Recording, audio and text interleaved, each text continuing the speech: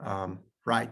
So we are now live on recording, and this is actually an old material from 2015, so it's already 7 years old. But luckily, the core material doesn't change. I mean, the mathematics of it doesn't change. I have added a lot of material on the Moodle page that supplements this material, and obviously this material is mostly void of examples from a concrete setting. So there's no concrete examples there are no concrete examples in these slides. This is only the mathematical theory that exists in these slides. So if we want concrete examples, we will be generating them by ourselves during those sessions and between those sessions. I really urge you guys, if you are working on some problems of your own, and by problems, I mean mathematical problems. I mean, to try and reflect on those problems using these methods while we go. And if you are, this is especially helpful if you are a master's student or a PhD student who needs to work on some optimization problem. And I will now explain briefly what is going to be in this material. So in the first part, I'm going to just introduce some basic concepts. We'll mostly do this basic concept and examples today. And then on Thursday, we'll go to these convex sets and functions. And or maybe we can get to them today already, I'm not sure. The convex sets and functions set the setting for certain types of optimization problems, which would be called convex problems. These would be problems that are mathematically easy to solve, in some sense, easy to solve. And then we talk about linear optimization. Linear optimization is very, very important for several reasons. One of the most important reasons is that linear problems, of course, obviously appear in many situations, but that's not the whole truth.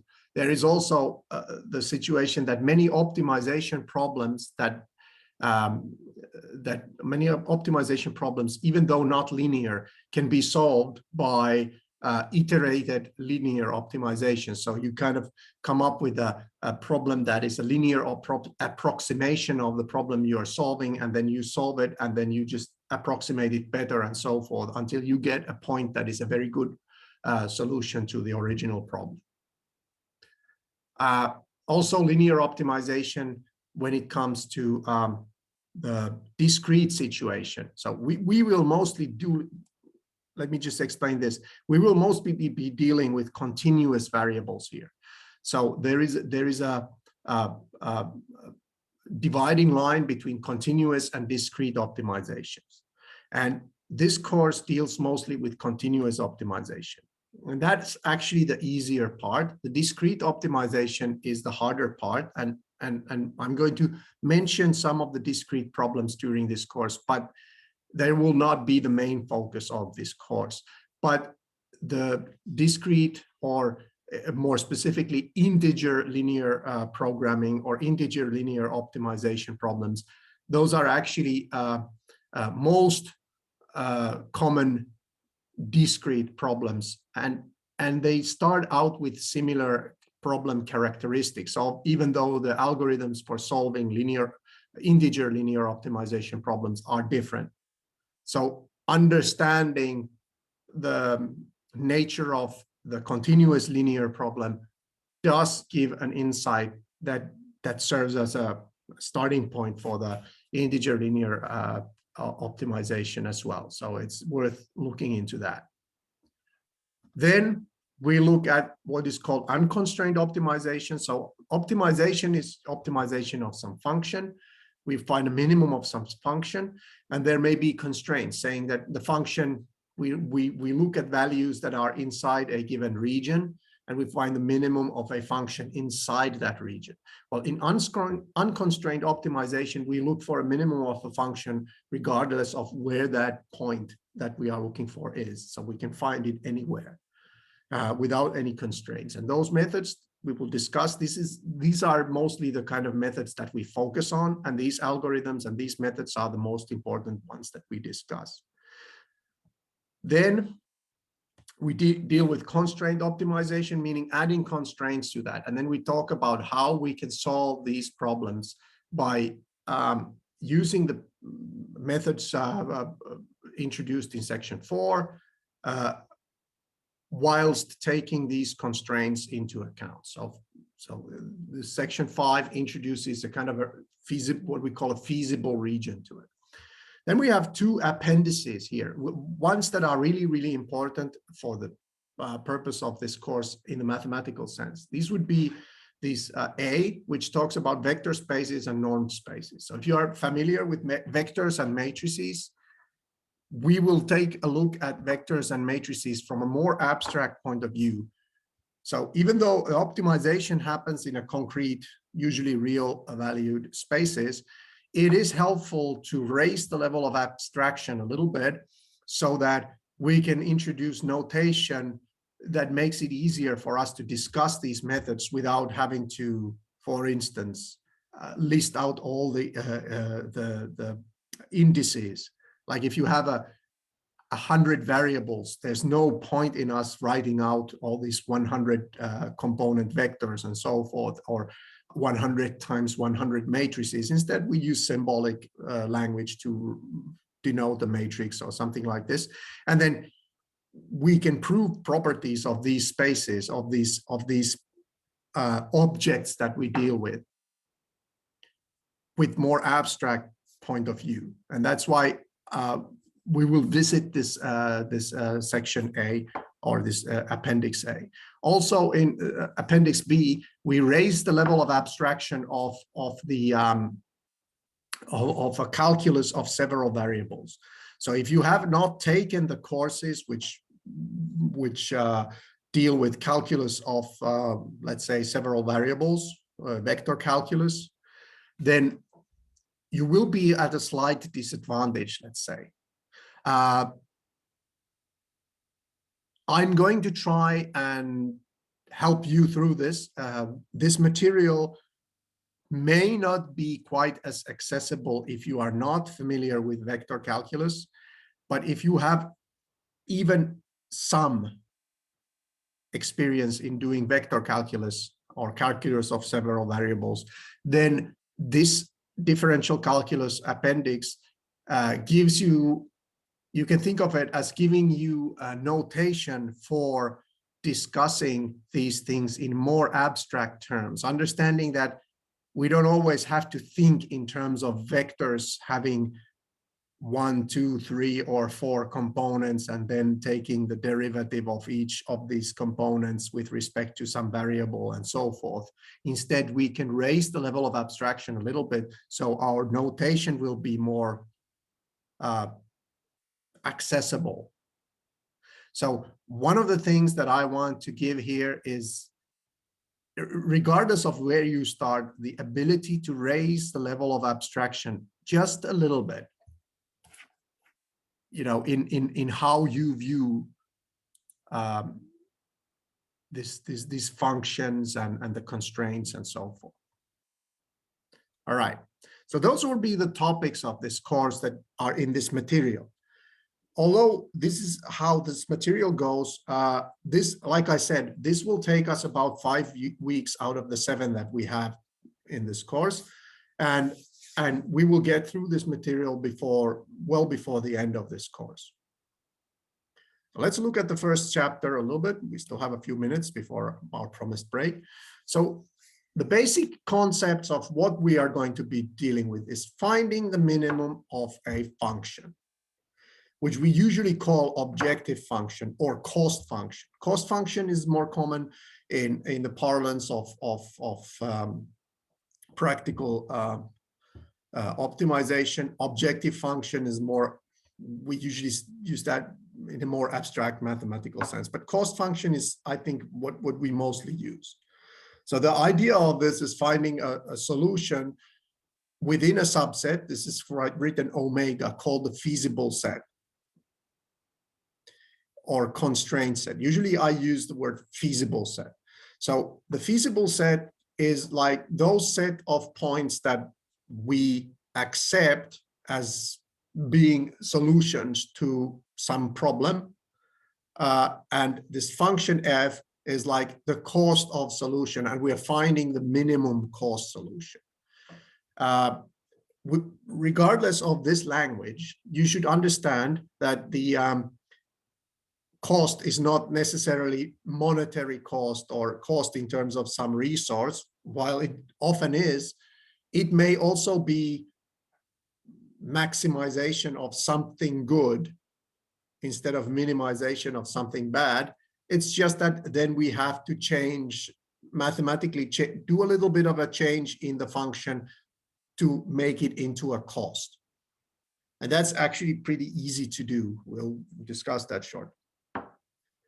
So whenever we have a point at like this, we have a very abstract notation here. So the X here is some space of solutions. This could be a vector space with hundreds of components. Think about this as, I mean, if you think about this as machine learning problem, or well, if you're thinking that feasible set is like the coefficients in some neural network, there may be hundreds or thousands or tens of thousands of these coefficients. So we're looking for the coefficients of the neural network that minimize the loss function. Usually they call it loss function or the error function, minimize the mean square error or something like this. And the feasible points are the points where the individual coefficients, if we restrict them to some range of values. We say that when x is in this feasible set, it's a feasible solution, meaning that there is a separate problem of finding something from that set, something that satisfies the constraints. And then among those points that satisfy the constraints, find the one that minimizes the cost function. So I don't usually use this notation towards the end of this course, but this we have to separate, look at this, separate the minimum here in 1.1, minimum of f of x. That means the minimum value that f gets. We find the minimum value that f gets, whereas this argmin here means we find the x that minimizes the function f. So this x star is usually the solution that we are actually looking for. It's not enough to know how much does the best solution cost. You should actually know what that solution is. So we are looking, actually, my main objective is to find this x star. We say that if this x star that minimizes this objective function, we say that x star is the optimal solution of this problem. And we say that f at x star is the optimal value, solution value. If there are no points that are equal, all the other points are worse, they have a higher cost than x, then we say that x star is a strict minimum. Now, like I said, if the problem is that of maximization, then we just take the negative of f of x, minimize that, and then take the negative again when we get the maximum. That's the good thing about these minus and plus things, is that, if f needs to be maximized, we just take minus f and minimize that. There are problems for which there is no minimal solution. So f can go to minus infinity. Like, for instance, think about this. We are looking for values of x that are between 0 and 1, an open interval, 0 and 1. And we want to find the minimum of minus 1 over x. So we can make this as small as we want by just going closer and closer, to 0. So, or take the logarithm of x, and we are looking for values between 0 and 1. So at 1, the logarithm is 0, and then as we approach 0, x approaches 0, the logarithm goes to minus infinity. In this case, we just write that the minimum is at minus infinity, even though there is no particular point at which this is attained. We just write it so that we can get as small as possible. I mean, as small as we like. I mean, no matter what we set as our limit, like we say minus 1 million, well, go a little bit closer to 0 and you get minus 1 billion, right? So it is possible to whenever it's possible to get smaller and smaller values, then we just write that the minimum is at minus infinity, meaning that the problem doesn't have a solution actually. We say that this kind of problem is unconstrained, not unconstrained, unbounded. I said wrong. It's unbounded, meaning that there is no bind as to how low it can go. And similar for maximization problems, it's unbounded from above because there's no bound to how high values it can get. Usually in this course, our X, or the space from which we are looking for these points, is for some n-dimensional real vectors, r to the n, or Rn. And usually the feasible set comes in the form that we have some n-dimensional real vectors, and they have to satisfy two kinds of constraints. For some functions hi, where I ranges from 1 to r, there's some set of constraints where each of these h functions needs to be equal to 0. And then we have these g functions that are smaller than or equal to 0. So usually we write it so that there is always 0 on the other side. If there's something other than 0, if g1 is smaller than or equal to 5, then we can just replace that with g1 minus 5 is smaller than or equal to 0. So we can always obtain constraints like this. All right, now it's time for a little break. I'm going to stop the recording. So, like I said, usually we write this problem in these terms. These are pretty general terms, and most of the problems that you can think of can be expressed in this way. And part of one of the things that we will be focusing on learning during this course is, if you have a problem, then you should be able to express it in this way. In this case, 1.4a, and 1.4a, 1.4b, and 1.4c. So if you look at 1.4a, this is the standard template, if you will, for expressing minimization or optimization problems. So we come up with a cost function and you specify the space from which your variables come from. In our setting, it's mostly Rn, so n being the number of variables called decision variables, if you will. So you have some space from which these values that you are looking for come from. But it could be integers. It could contain both integers and real numbers. It might contain binary variables like 0, 1. Depending on the characteristics of these sets. This problem. The set from which the values come from depends on your problem. And then whatever constraints you have there, we'll discuss these. Will be usually, and in our case, always expressible in the forms of there are certain equalities, certain equations that need to be true, and then certain inequalities that need to be true. We'll discuss examples of this a bit later. So one of the things that I will try to have you learn here is to express a problem in this way. So to this end, one of the tasks in the completion of this course is what we call the modeling exercise. So the modeling exercise is a two-stage, if you will, not two-phased, but two-stage exercise in which you model an optimization problem of your choice.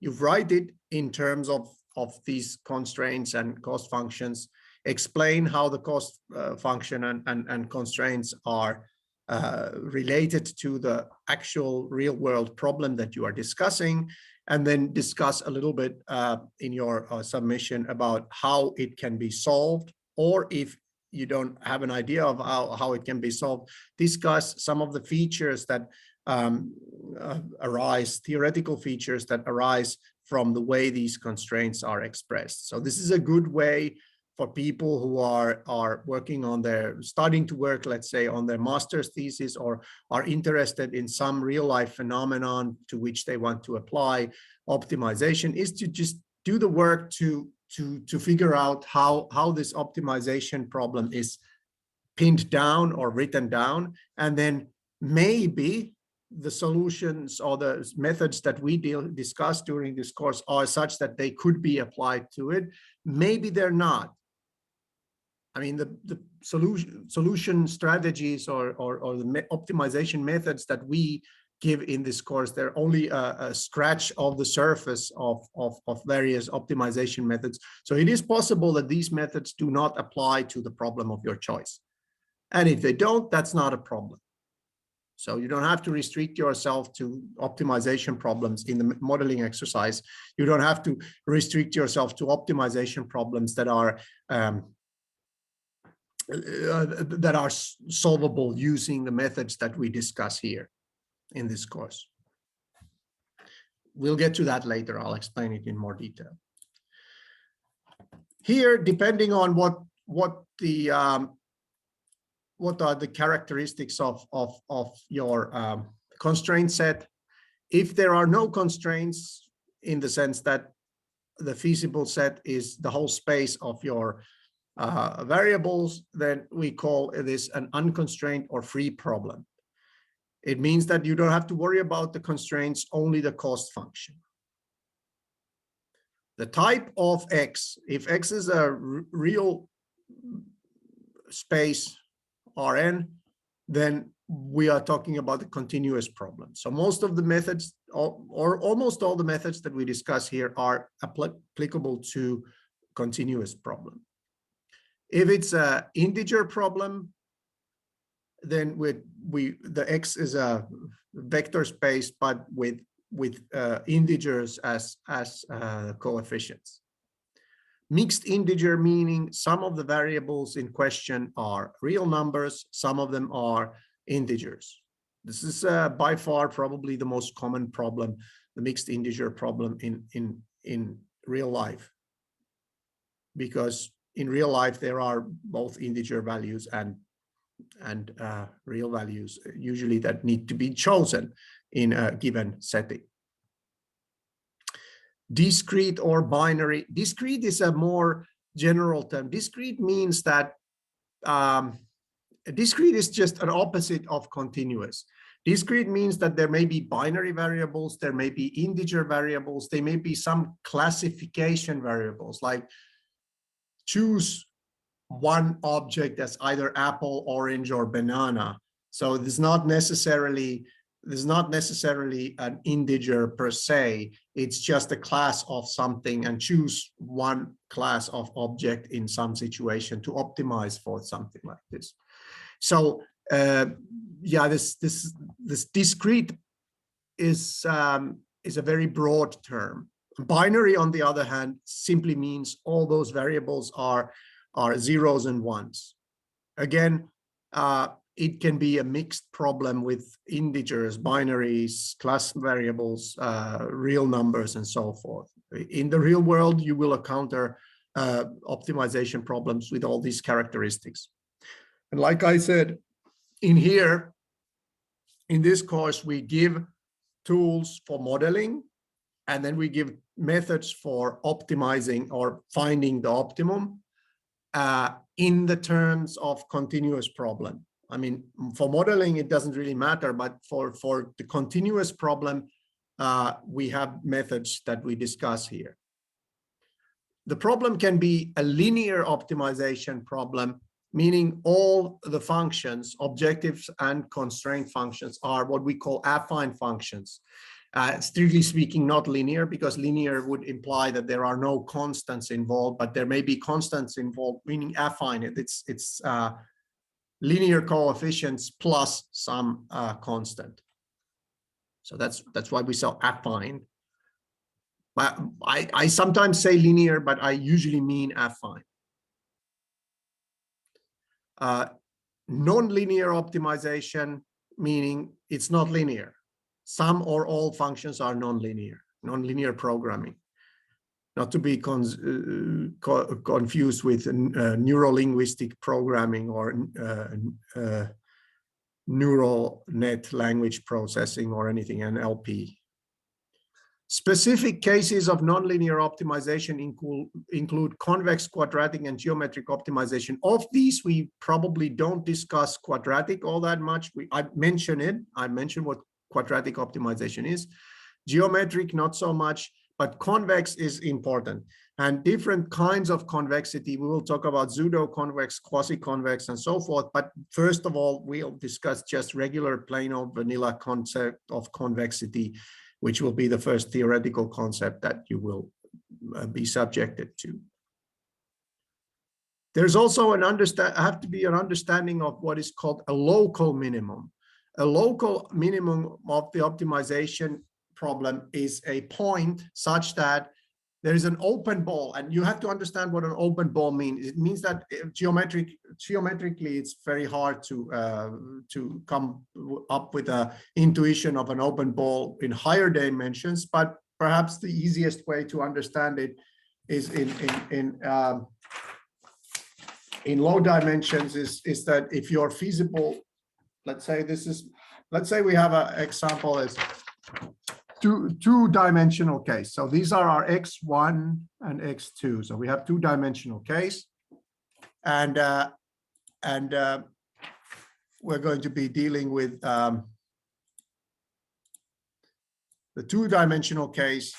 Then let's say there's a point over there. That's my x, and if we can find what we call an open ball, well, it means simply that there's in this two-dimensional case, there's a circle around it, the edge not included. If we can draw a circle around this so that all the points inside this circle have a value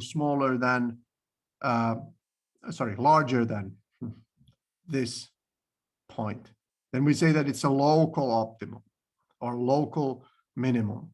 Meaning that if we move in any direction just a little bit from this point at the middle of the circle, then the cost function increases. Then we say that this is a local minimum, but it may not be an actual minimum because there may be points elsewhere in the space where its function achieves a smaller value.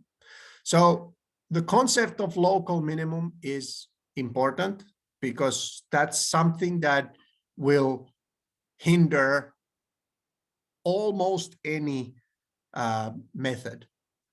Like if there are local minimums, then what it means that if we have, regardless of the method, if we look at that point close enough, then it looks like it's the best solution. Because if we need to broaden the horizon, look at points further away in order to determine whether this point is actually the optimum. So this concept of local minimum is very important here. Why continuous problems are more accessible usually is that local minima, at least when it's locally minimum, it's easy to ascertain that, okay, it's minimum at least locally. But when you have integer problems, then you can go, all the points that you go to are always a little bit further away. So you can't use derivatives and things like this to detect whether whether your current point is a local optimum. So it's a little bit tricky, but we'll be making use of this concept of local minimum shortly. So here are some examples. For example, if we want to minimize a function of x and y, which is expressed as x minus y plus 2x squared plus 2xy plus y squared plus x to the 4 plus y to the 4. This is an example of a nonlinear unconstrained optimization problem. There are no constraints. We are looking for the minimum of this problem in R2. Another example, we may have a problem where minimize f of x, which is equal to minus x squared minus y minus 2 squared plus 7 in R2, but we have these constraints minus x to the 3 plus y squared plus x minus y must be smaller than or equal to minus 1, and x plus 3 squared and so forth. These constraints must be satisfied.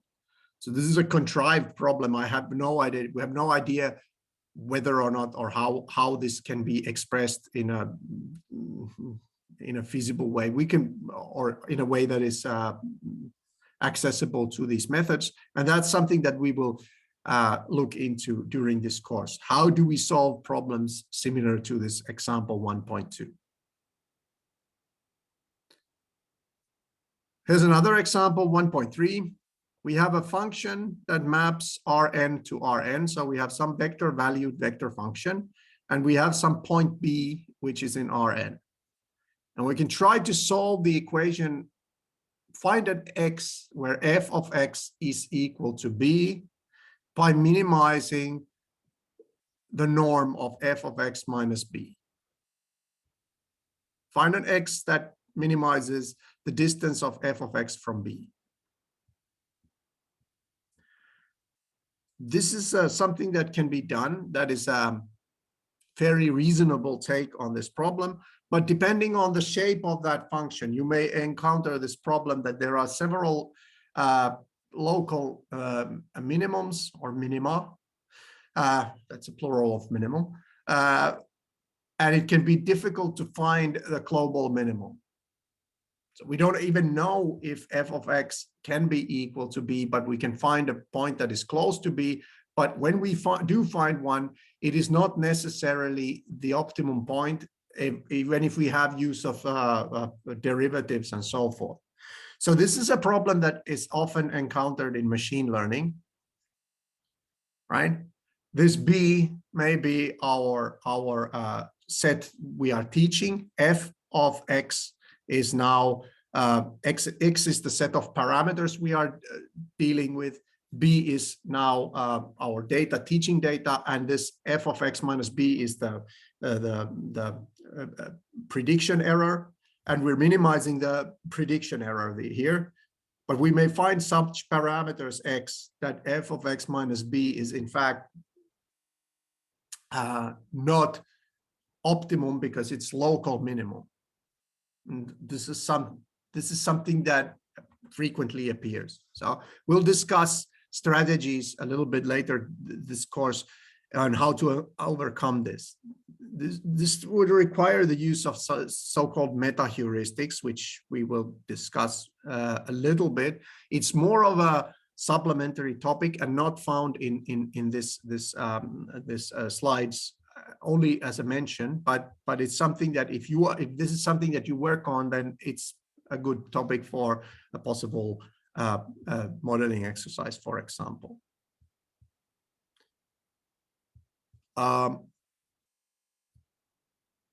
Yeah, this happens with linear ones. We are always finding ax equal to b with Gaussian elimination. For instance, the residual is small, even if this x is far from optimum. So it's something to be aware of mathematically. But if you don't understand what this is saying, don't worry. We'll return to this matter also later. So I'm not going to bother with this problem here, prove identity 1.2. Okay, so those are the basic concepts. So what comes here is the classification of these problems. I mean, just the nomenclature, the concepts here. Objective function or cost function, the feasible set or the so-called constraint set. So 1.4a, 1.4b, 1.4c, very important. Classification with respect to what kind of variables we are dealing with, very important. Knowing that mostly we will deal with Rn, but that the problem can be from some other domain as well, and they have different names. Not going to ask this in any exam or anything, but just, you know, you need to be aware of this kind of this classification lines that we're dealing with. All right. Let's, I'm going to say let's take about a 3-minute break. I'm going to do some maintenance work, and I'll come back in about 3 to 5 minutes. I'm good. Nice break. Hope you had a break, good break. Had some discussion going, proper discussion, I hope. It doesn't really matter. It's all a bit free. I'll give a specific task when there is a specific task to be had. So if it's a little bit leisurely, the discussion, then it's not a problem. Okay, so we'll talk about convex sets and convex functions. This is a highly important and nice mathematical concept. So also, I mean, it's a good, if you're not familiar or you know, if abstract notation and abstract mathematical discussion is not your forte, so to speak, then this is a good place to start. So let's talk about a vector space. What is a vector space? So I urge you, if you don't remember what a vector space is, I urge you to go through Appendix A and find, after this, find what vector spaces are. The most important characteristic of what it means that we are dealing with a vector space X is that you can multiply vectors with numbers, or what we call scalars. So a vector space always exists. We say that it's over a given field. And by field, we mean an algebraic structure where you can do addition, multiplication, division, and things like this.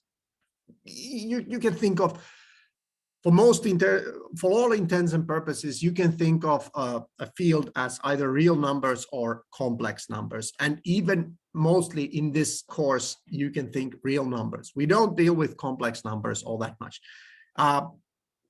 Much of what we say will apply to complex numbers, but when we are looking for minimums, then, you know, complex numbers don't really cut it because, you know, there's no comparison of magnitude other than, well, magnitude comparison can be made, but there is no strict order between complex numbers. So think real numbers. So if we have a real valued vector space, we can multiply vectors with real numbers. So we have a set that is called convex. K is some set. We say that it's convex if we take 2 points from that set and a lambda that is between 0 and 1. And we form a complex, what is called the complex, the convex combination. My tongue gets tied. The convex combination of these two vectors. What does it mean? Well, technically, I'm going to draw a picture again.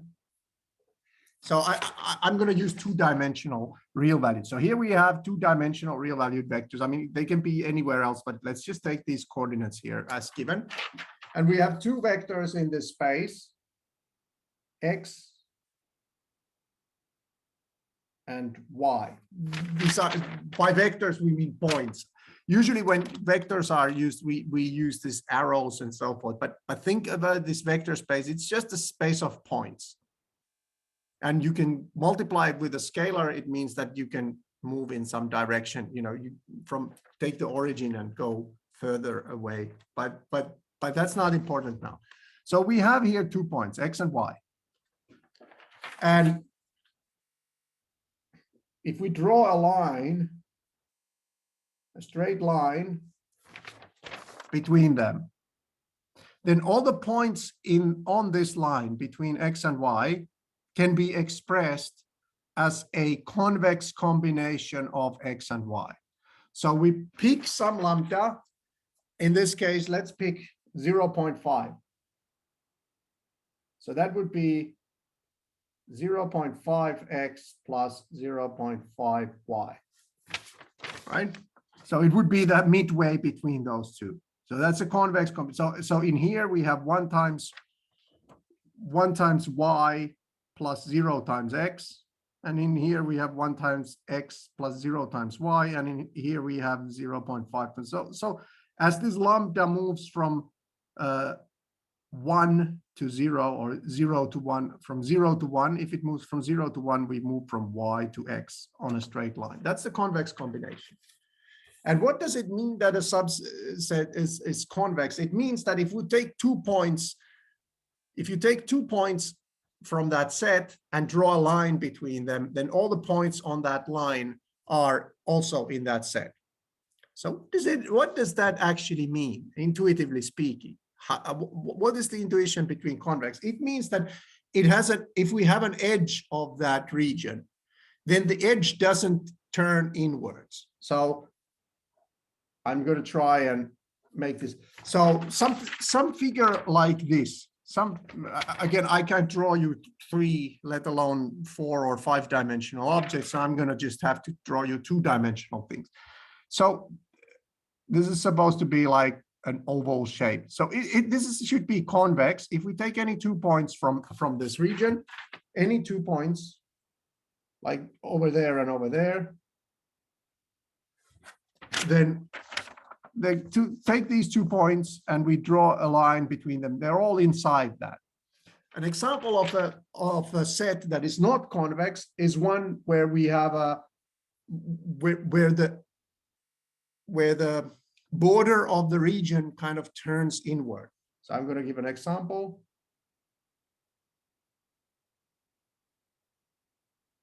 So this is looks like a bean or something, or a fortune cookie. Yeah. So this is not convex. Why is that? Because I can choose 2 points.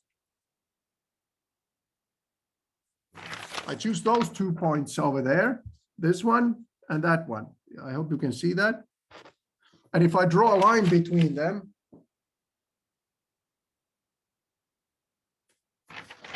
I draw the line between them, then these points here at midway between them are not inside the set. So this is not convex.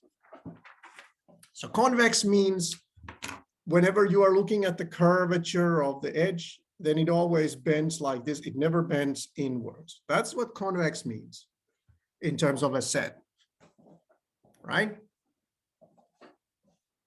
Okay, that's the basis of convexity. Why is convexity important? The convexity is important because if we have 2 feasible points in a convex region, then we can always move smoothly from one point to the next and look at what happens to the value of the function in there without having to worry about going outside the region.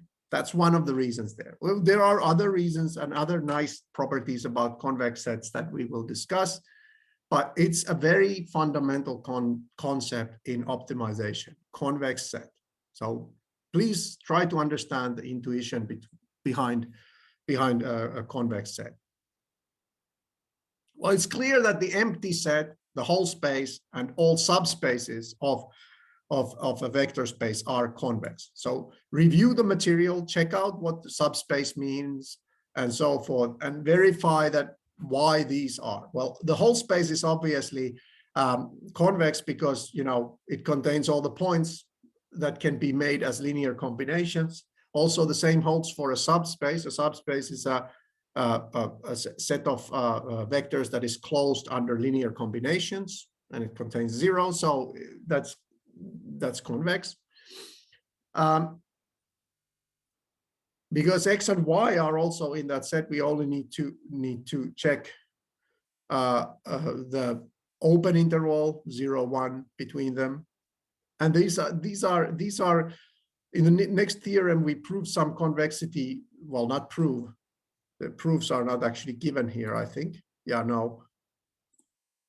So, for instance, if you start with the convex sets K and L, we have 2 sets K and L. If they're convex, the convex sets have really nice properties, mathematically speaking. First of all, If you scale the vectors inside a set K by alpha, so multiply all the vectors in that set by alpha, then the resulting set is convex, regardless of how you scale it. The sum of two sets, meaning take one convex set and another convex set, and then formulate all the points that can be made by taking one from one first set and another point from the second set, adding them together, and you formulate, this is how you formulate a new set, then this set is convex. Also, if you have an arbitrary collection of convex sets and you take their intersection, then that is convex. In general, the union of two convex sets is not convex. I will urge you to give an example of this. Just R2 example will be fine. But what we have is that if we have what is called an increasing sequence of convex sets. So if we have a convex set so that we have one convex set, the next one contains the previous one, and the next one contains the previous one, and so forth, and we take the union of them, then the union is convex. Well, this is not immediately obvious that why this even needs to be considered, but we'll look at these, and we'll look at the proofs of these in the exercises. Okay, so we'll use the exercise session to look at the proofs of this theorem 2.2.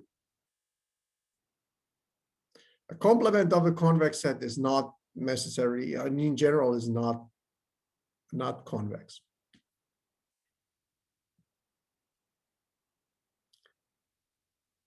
Usually we use this notation with you know, the bracket, the braces, or what are they called?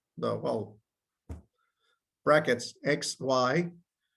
We denote this as it's just like an interval, like, you know, intervals of numbers. You can square bracket. Square bracket, yeah, square bracket. That's the word. Thank you. That's good. Feel free to interject at any times. So you take any 2 points. We kind of use this interval, but in a vector space, to mean the points that can be obtained by taking the convex combination of X and Y. So this generalizes from real numbers. Like in real numbers, you have between 5 and 7, let's say, all the real numbers between 5 and 7. Well, you can actually generate all the numbers between 5 and 7 by taking a convex combination between 5 and 7.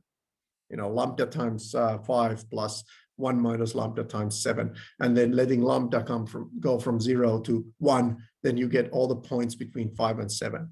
As a neat trick if you ever need to scan between 2 points. And this applies to all vector spaces. We can define this interval or the line segment between X and Y. All right. I think we can stop at this 2.1 and this notation and the definition of convexity. If anything, if nothing else comes out of this lecture or this session, then learn and, you know, play around with the concept of convexity. Draw a couple of pictures, think about what, if you can get an intuition of what convex means, understand it. And I think the line segment idea helps you. So if all the points on the line segment are inside that set, then it's convex. If some of the points are not, then it's not convex. Theorem 2.2, we'll let that simmer a little bit. We'll discuss this a little bit later. All right, I'm going to stop this session, this recording now. And